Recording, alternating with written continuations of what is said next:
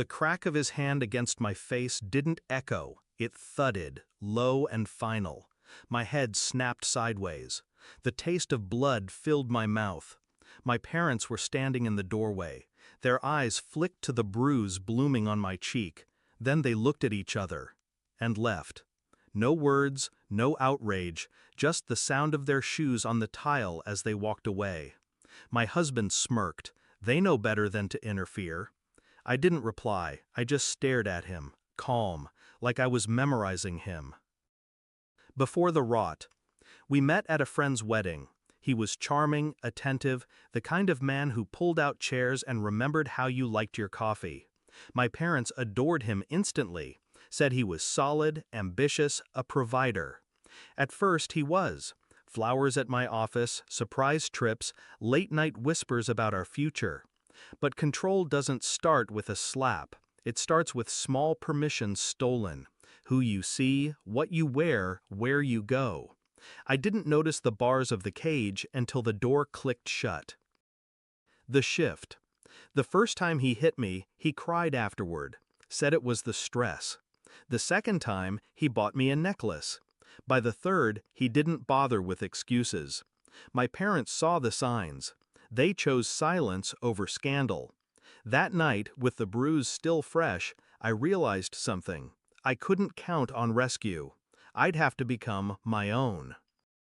The plan. I didn't scream. I didn't pack a bag. I smiled at him, made dinner, kissed him goodnight, and while he slept, I began. I moved my personal savings into an account he couldn't touch. Quietly documented every injury, photos, dates, medical reports. Recorded his rages on my phone. I reached out to an attorney specializing in high-asset divorces and domestic abuse cases. She gave me a checklist. I completed it in 3 weeks. Then I called an old friend, a police detective I'd once helped on a pro bono case. I asked him one question. How fast can you act if I give you everything you need? His answer, seconds. The setup. Tonight was perfect. My parents were over for dinner. He liked to play the perfect husband when they visited, polished, polite, full of jokes. Until I disagreed with him about the wine. That was all it took. The slap. The smirk. My parents leaving. He thought I'd been humiliated. But really, the moment he laid his hand on me in front of witnesses, he gave me exactly what I needed. The call. I went upstairs, locked the bathroom door, and dialed my detective friend. It just happened, I said. 10 minutes later, the police were on their way, with an arrest warrant already signed based on my months of evidence. The confrontation. I came back downstairs, hair brushed, lipstick reapplied, bruise still raw on my cheek. He was in the living room, pouring himself a drink. "Where'd you run off to?" he asked, smug. "To make arrangements," I said. There was a knock at the door, sharp, official. When he opened it, 2 officers stepped inside. "Sir, you're under arrest for felony domestic assault, coercive control, and financial abuse." His face drained. "This is a mistake." "No," I interrupted. "It's evidence." They read him his rights. He turned to me, eyes wild. "Please, don't do this." And then he was on his knees, hands clasped, begging.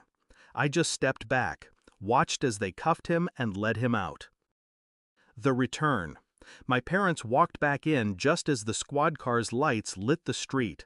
They froze in the doorway, eyes darting from me to the officers outside.